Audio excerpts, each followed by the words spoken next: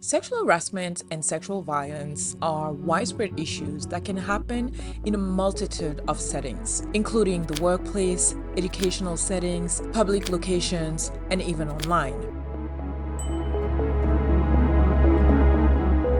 Misrepresentations of sexual assault and sexual harassment actually have devastating consequences in molding the public's perception, affecting attitudes, and perpetuating harmful stereotypes. Consider the following crucial points, like underreporting and stigmatization, stereotyping, victim blaming, sensationalism vs. real issues, impact on public perception, and representation of perpetrators, minimizing their action and humanizing them, sometimes downplaying the severity of the harassment.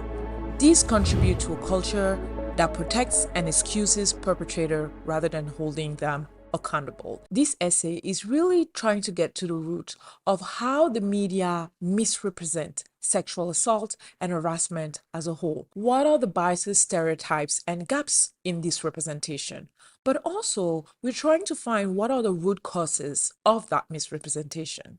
And as usual, at the end of the essay, we'll try to explore different ways to improve and mitigate the consequences of misrepresentation of sexual violence, sexual harassment, and sexual assault in the media. The first disclaimer is that this video contains mention of sexual violence and sexual harassment and may be disturbing to some viewers. Please note that this video is for educational purpose only, and if at any point you need to pause or close the video, you are more than welcome to do so with all my sympathy. The number 2 disclaimer is that in that essay, I talk about sexual harassment, sexual violence, or rape. Of course, not interchangeably, as they are two separate issues, but for the purpose of this essay, and to talk about sexual violence as a whole, I might mention one or the other. Please note that, of course, each topic is worthy of exploring more, and that's what I intend to do with the channel as time goes by. The very important question is to ask ourselves, how is the media actually portraying sexual violence, sexual harassment, rape in general? Is it accurate? What are the biases, the stereotypes, and what are the ways they could improve? In Framing Sexual Harassment Through Media Representation, published in Women's Studies International Forum, the authors Paula McDonald and Sarah Charlesworth examine mainstream news media text reporting sexual harassment in 4 industrialist countries.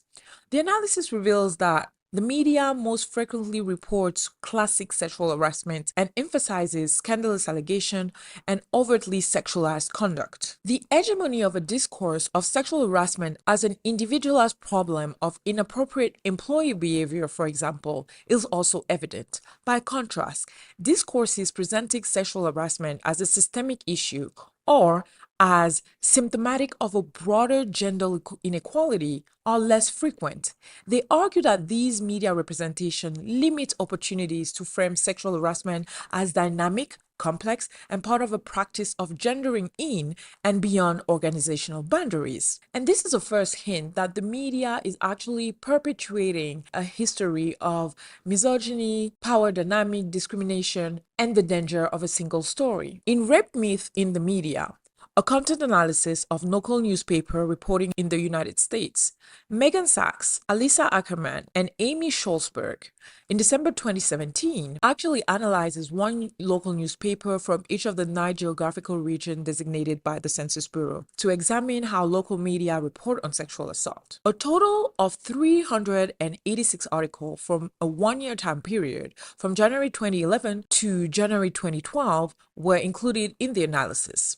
A further analysis revealed that local media reporting on sexual assault might indirectly reinforce some of the commonly known rape myths. So you might want to ask, what exactly are those myths? Let me give you examples. You have the very widespread stranger danger and force only assumption, basically assuming that the majority of rapes occur in dark alley and are with the use of excessive force and by somebody that we don't know. What is been proven over and over again, that the majority of sexual assault actually occurred by people that we actually know. Then you have the myth of the real rape vs the not real rape, that ignores the fact that many survivors may not physically resist due to fear, shock, a sense of powerlessness, and may not exhibit visible injuries.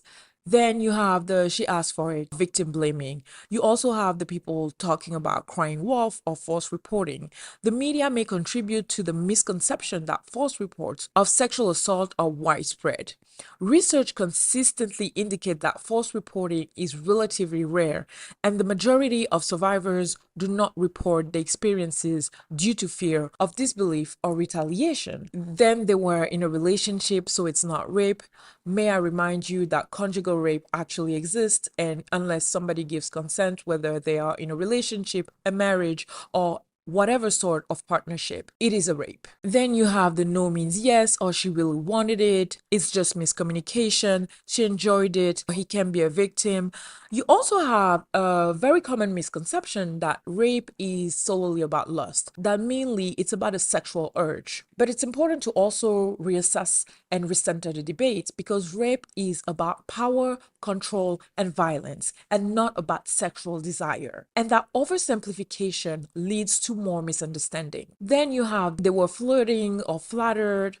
May I also remind you that you can be flirting and flattered all you want. It doesn't grant anyone agency over your body. And in the case of harassment, you also have misconceptions like only women are harassed, or only men are sexual harassers, or harassment always occurs between a man and a woman, which are mainly misconceptions linked to gender. So those are some of the myths and stereotypes that can be perpetrated by the media. In India, Asta Bandari wrote about the Indian media narratives in gang rape in January 2021 for Old Dominion University.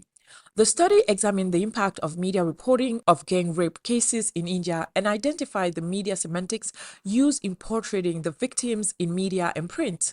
It finds that the Indian media treatment towards reporting of gang rape differs significantly based on the socioeconomic status of the victim, with lower status victim receiving less positive media coverage and more victim blaming and doubting language. In 2017, a study argues that different factors influence perception of sexual invasion, with rape victims who show resistance being blamed less and those raped by acquaintances being more likely to be blamed.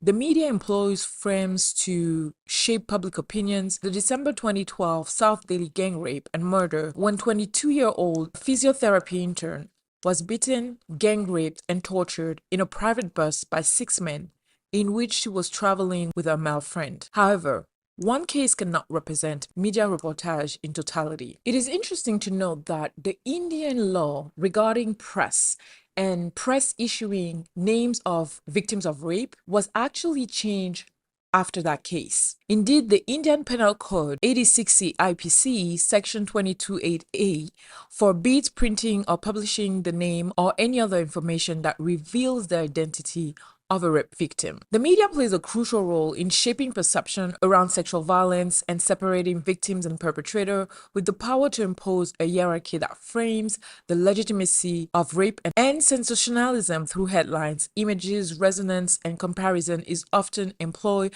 by the media in reporting rape cases, which can further contribute to the stigmatization and judgment of victims. The interesting aspect was actually the study of the visual representation of sexual violence in the media.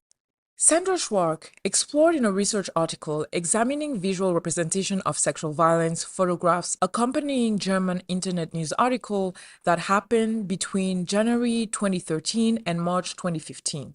A total of 42 articles. About rape myth, she found 3 key elements related to beauty standard, referring to the fact that all women in the sample fit Western beauty standards, physical violence, as most images imply some form of physical violence, location, suggesting that rape only happens in secluded outdoor areas. There was a strong element of passivity. The women were shown to be weak and helpless rather than individuals with agency and able to leave their status as a victim. And then background, organization of space, camera perspective, and lighting were also elements discussed in the finding in relation to possibly reinforcing rape myth in society and as an issue in creating a biased perception of women who have experienced sexual violence. Another major issue that we discuss often on the channel is the issue of sensationalism. Our Gen 4 Inclusive piece published a blog by Aaliyah Soliman about media representation of sexual violence, sensational or fact-based, pointing out the narrative of sexual violence is the overrepresentation of cases involving false allegations and moving the discussion away from reporting about the case objectively to claiming that survivors are in relationship with the harasser or rapist beforehand. In their research, 𝗣𝗥𝗢𝗗𝗨𝗖𝗧𝗦 analyzed a number of media texts from New Zealand regarding the mentions of supposedly false rape allegations. They conclude that these kinds of articles perpetuate the myth that women tend to lie about sexual assault. And I think this is, again, key to remember. If we are going to do assumptions and if we are going to solve those issues, it is very important to keep in mind the actual facts or to look for it if we are not sure. Because I've been in conversations time and time again about the myth of false reporting. I do not know. I actually know why people would think that women and men lie so much about sexual assault when it is absolutely proven over and over again to be false. Indeed, let's remind ourselves that only 2% to 10% of cases are found to be false. And that is according to the National Sexual Violence Center in 2018. And on top of that, there is a huge caveat to those numbers. Even if 10% was the max, it is unlikely that it is actually the number, because what is defined as false reports also includes inflation because of inconsistent definition, protocols, and processes. For example, some law enforcement agencies might label a rape claim as false just because there's not enough corroborating evidence to prosecute. So those cases should be accurately described as baseless and not necessarily false. And if we also add the fact that sexual violence and rapes are grossly underreported, the numbers of false claims are really, really low compared to the discussion that we are having. So it should not be represented as disproportionately, and it also shouldn't take as much space in our conversations. It is ludicrous to me that when we talk about sexual assault for an hour, someone would take 45 minutes of their time to try to say that the victims are lying, when it's been proven that it's not even statistically correct. So let's move the conversation to something more productive, because the numbers don't lie. And another way to have more productive conversations about not only the representation in the media and how it affects our conversation and how we view sexual violence is actually to decipher the root causes of those inaccurate depiction in the media. The number one cause that is important to repeat is that the staff, the newsroom, the journalists, the reporters are biased themselves. Many reports have shown that newsrooms and media outlets as a workplace have been shown to be ripe for sexual harassment. And it is impossible for us to ignore how it might, in return, impact how those media talk about that very topic. Lindsay Bloomer, Dinfin Mulupi, and Hannah Hafat published an article in June 2023 in Journalism Practice, The Impact of Sexual Harassment on Job Satisfaction in Newsroom. It was a 16-country and one-state study gathering over 1,500 sample news personnel from Sub-Saharan Africa, Southeast Asia, and the Arab region, and the findings are striking. Verbal and physical sexual harassment are common and underreported in newsroom, impacting job satisfaction. Sub-Saharan African countries had the lowest job satisfaction and the highest experienced sexual harassment. Southeast Asia had the highest job satisfaction and the lowest experienced sexual harassment. Men in general had higher levels of job satisfaction and gender equality perceptions than women. The results highlight power imbalances that reinforce gender hierarchies. A 2020 survey of journalists in 8 African countries found nearly half of women respondents had experienced sexual harassment at work. In Kenya, 8 out of 10 female survey respondents reported being sexually harassed at work at least once. And in Indonesia, one study found all female participants had experienced sexual harassment on the job. Among journalist women in Lebanon, the number was 88%, identifying sexual harassment as a serious problem.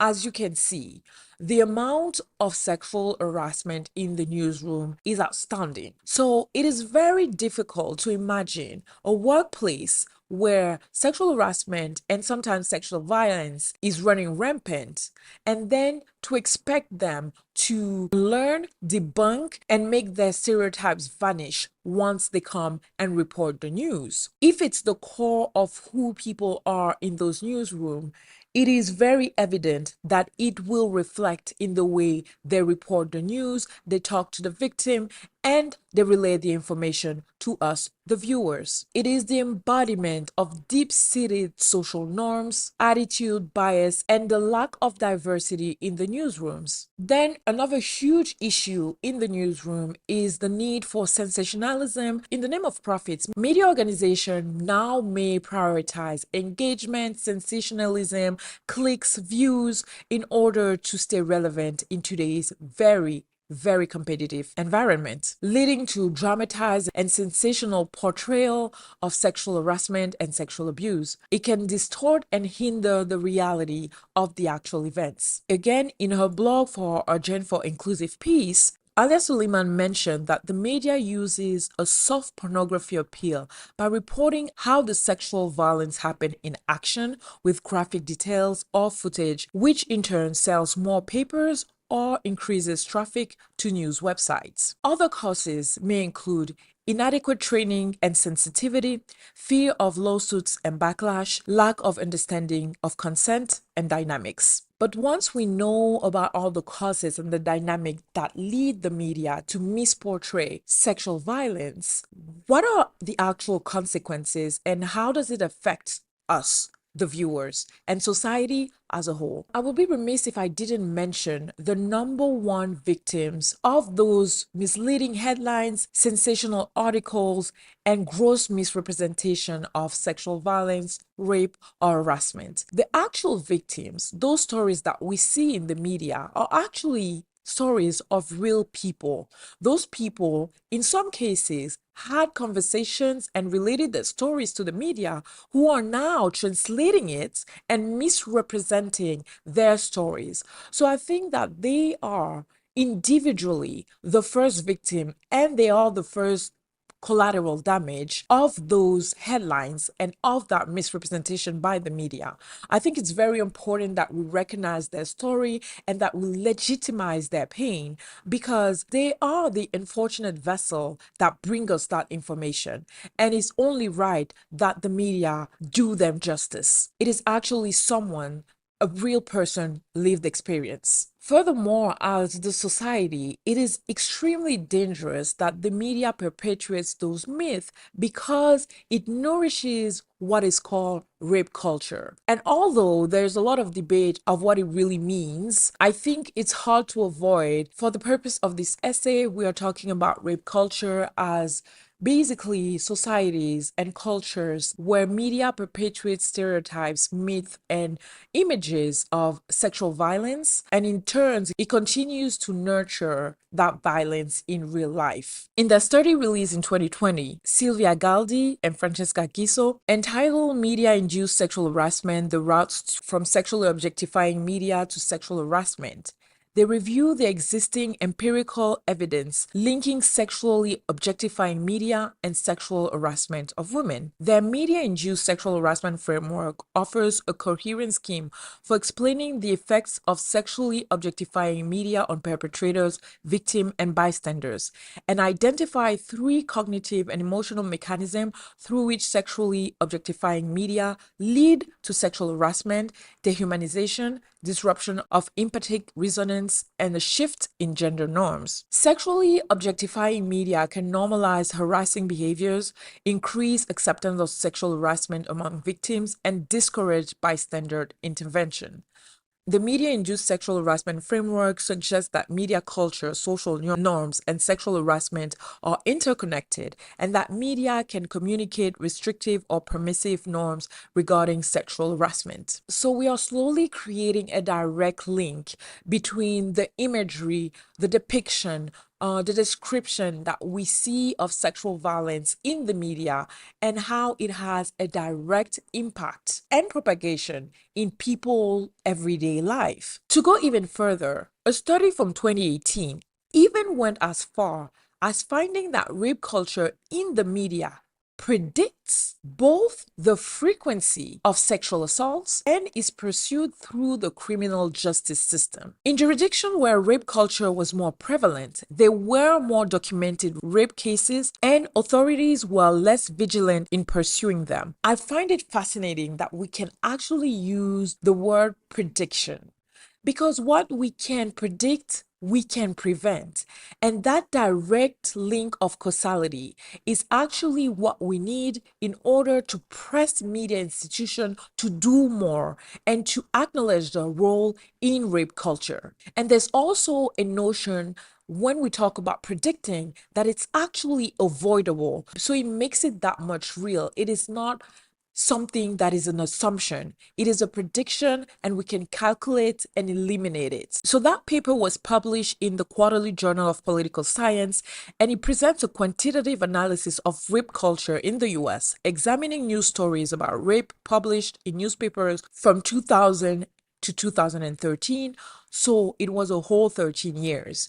They even developed a theory of how rape culture might shape the preferences and choices of perpetrators, victims, and law enforcement. Overall, the study concludes that rape culture in the media is a reliable local predictor of sexual crime and emphasizes the need to address and mitigate biased news coverage of rape to combat sexual violence effectively. So, addressing the root causes of misrepresentation in the media requires a commitment to diversity, ethical journalism, and responsible reporting. Of course, we must always talk about efforts to improve media literacy, promote diverse voices in newsrooms, and establish clear editorial standards that will lead to more accurate portrayal of sexual harassment and sexual violence in the media. Here are a few suggestions to support better reporting. Number one, guidelines and training for journalists. Regarding the Indian media narrative in gang rape in January 2021, Asta Bandari also suggested that the media guidelines should be developed to assist practitioners in using correct language and framing in reporting rape cases, avoiding sensationalism, and promoting informed reporting. By adhering to protocols of informed reporting and becoming an unbiased source of information production, the media can create a just and moral reporting environment that encourages public participation in addressing societal issues related to sexual violence. The second essential route is actually collaboration with advocacy groups. Indeed, those groups are working on the ground and are actually the expert on the questions of gender-based violence, sexual violence, harassment, and rape. Those organizations can provide the tools, the language, for better reporting. As suggested by 𝗣𝗨𝗧𝗦 in our blog, for example, the Toronto-based feminist organization Femifesto that developed guides on ethical reporting of sexual assault for reporters. Additionally, in Egypt, Harassment NGO works towards ending the social acceptance of sexual violence, delivering trainings for media professionals and media students on reporting and producing documentaries about sexual violence. Further to this, it is paramount that the media adopt an editorial policy that ensures inaccurate portrayals and language that avoids blaming survivors for sexual violence. A third path is transparency and accountability measures coupled with fact-checking and verification. A good solution is sometimes to appoint what is called an independent ombudsman. I never know how to pronounce it.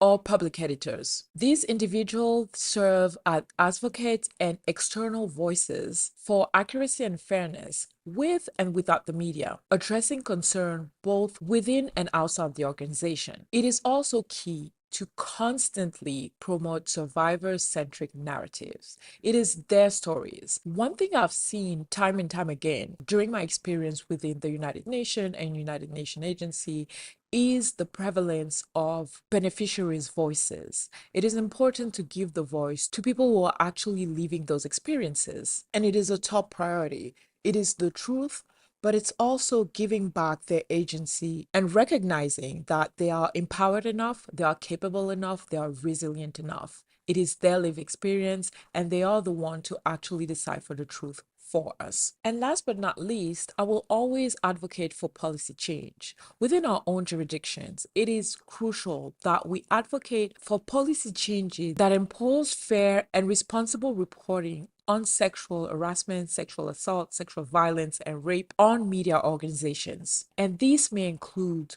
laws, industry-wide standards, guidelines, and policies. I think as a conclusion, I would say that for all of us, this is a participatory exercise. It is a collective change that we can enforce if we stay vigilant.